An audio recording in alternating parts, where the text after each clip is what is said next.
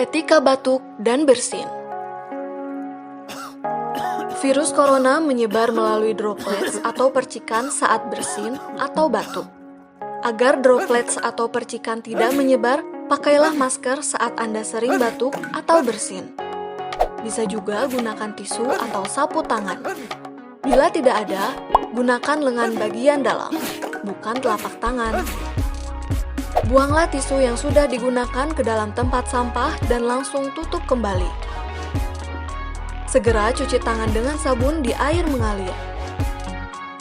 Jangan membuang dahak atau ludah di sembarang tempat. Tetap jaga kebersihan dimanapun kita berada. Mari bersama lawan virus corona. Dipersembahkan oleh